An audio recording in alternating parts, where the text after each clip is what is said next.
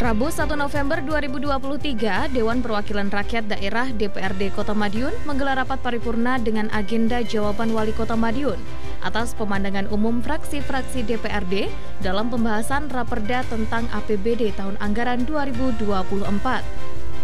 Dipimpin dan dibuka langsung Wakil Ketua DPRD Kota Madiun Istono, rapat paripurna kali ini dihadiri Wali Kota didampingi Wakil Wali Kota Madiun, segenap Forkopimda, serta OPD.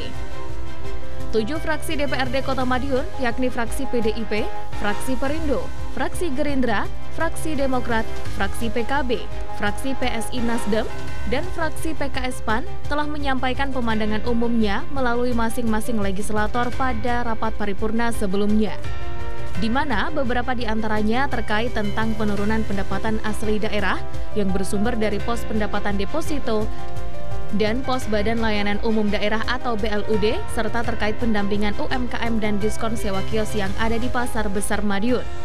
Dalam jawabannya, Wali Kota menjabarkan bahwa penurunan PAD BLUD disebabkan sudah tak adanya pasien COVID, sehingga secara keseluruhan pendapatan mengalami penurunan. Kemudian, pemberian diskon untuk sewa kios sudah dilakukan pembahasan secara matang, karena hakikatnya terkait dengan keringanan retribusi diberlakukan untuk piutang retribusi yang tidak terlalu signifikan dalam peningkatan PAD. Sejumlah pertanyaan yang ditujukan kepada OPD juga mendapat jawaban yang disampaikan oleh Wakil Wali Kota Madiun, Indah Raya, yakni terkait kebijakan ekonomi di tahun 2024 mendatang. Dalam dokumen RKPD Kota Madiun 2024, pertumbuhan ekonomi di tahun tersebut diproyeksikan meningkat dari tahun sebelumnya, yakni di angka 5,75%. Proyeksi pertumbuhan ekonomi di tahun 2023 yaitu 5,63%, sedangkan capaian pertumbuhan ekonomi di tahun 2022 lalu 5,52%. Berikut cuplikan penjelasan Wakil Wali Kota Madiun terkait rumusan arah kebijakan ekonomi Kota Madiun tahun 2024. Kebijakan ekonomi daerah Kota Madiun tahun 2024 meliputi 1. Peningkatan kompetensi dan keterampilan masyarakat, 2. Peningkatan jaringan tenaga kerja, 3. Penyediaan kebijakan ramah investasi, 4. Penyederhanaan prosedur pendukung perizinan dan investasi, 5. Peningkatan kontribusi sektor perdagangan dan jasa terhadap PDRB, 6. Pengembangan sentra-sentra usaha atau produk ekonomi lokal atau produk khas daerah berbasis kelurahan, 7. Peningkatan pengelolaan pariwisata, 8. Peningkatan sarana dan prasarana perdagangan yang representatif, 9. Pengembangan ekonomi kreatif, 10. Pengembangan ekonomi digital masyarakat, 11. Peningkatan produktivitas IKM dan usaha mikro, 12. Pengembangan sistem pendukung kewirausahaan dan keunggulan kompetitif usaha mikro, 13. Peningkatan kelembagaan koperasi, 14. Peningkatan ketersediaan pangan, 15. Peningkatan diversifikasi dan ketahanan pangan masyarakat, 16. Peningkatan akses pangan dan perilaku pangan masyarakat yang beragam, bergizi, seimbang dan aman, 17. Peningkatan database kemiskinan berbasis RT/RW, 18. Peningkatan jejaring sosial, 19. Penguatan program pengentasan kemiskinan. Jawaban pertanyaan nomor 2. Jawaban sama dengan pertanyaan nomor 2 pada pemandangan umum fraksi PDI Perjuangan. Jawaban pertanyaan nomor 3. Jawaban sama dengan jawaban pertanyaan nomor 6 pemandangan umum fraksi PKB. Jawaban pertanyaan nomor 4. Jawaban sama dengan jawaban pertanyaan nomor 11 pemandangan umum fraksi PKB. Jawaban pertanyaan nomor 5.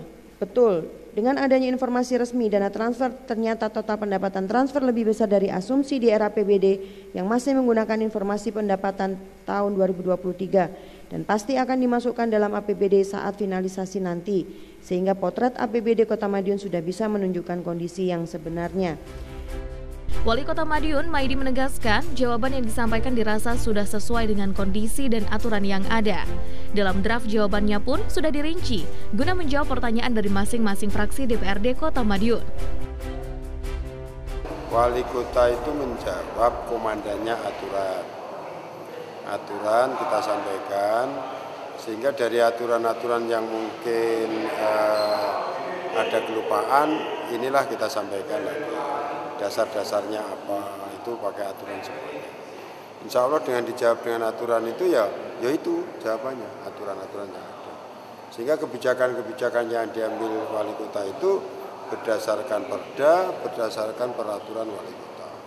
Maka semuanya insya Allah lah jawaban-jawaban yang kita sampaikan sesuai dengan kondisi dan sesuai dengan aturan yang sudah kita lakukan. Ada berapa pertanyaan yang dijawab? Banyak. 51 lembar. KB 1 sekian dengan lampirannya. Tidak apa-apa, semuanya jelas, nggak jelas baca sendiri lampiran-lampiran. Sementara itu, Wakil Ketua DPRD Kota Madiun Istono menambahkan bahwa usai tahapan jawaban Wali Kota Madiun selesai, akan dilanjutkan dengan pembicaraan tingkat kedua, yakni pengambilan keputusan yang didahului dengan pendapat fraksi-fraksi. Namun, sebelum melanjutkan pembicaraan tingkat kedua, fraksi-fraksi DPRD Kota Madiun akan menyusun pendapat akhir untuk disampaikan dalam rapat paripurna berikutnya. Kalau kami menyimak apa yang Saudara Wali Kota sampaikan di jawaban tadi, memang dari pemandangan umum fraksi-fraksi yang disampaikan sebelumnya itu sudah terjawab. Dan sebagaimana mekanisme yang ada, sebenarnya juga sudah dilakukan pembahasan-pembahasan baik di level tingkat komisi maupun di tingkat banggar dengan TAPD. Pada prinsipnya clear, sudah tidak ada persoalan. Namun demikian masih menyisakan satu kegiatan besok, penentuan pengambilan keputusan yang didahului dengan pendapat-pendapat akhir dari fraksi-fraksi di DPRD Kota Madiun.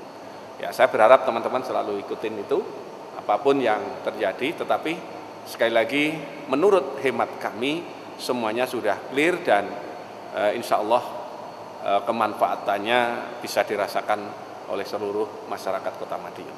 Ya, artinya sudah terjawab. Bahkan kalau saya tadi ikutin dokumennya, yang jawaban itu ada 51 halaman, belum lampirannya, setebal itu dari. Nah, kalau mau itu dibaca secara ini ya, itu sudah semuanya selesai. Andi Hartana, Madiun, Sakti TV.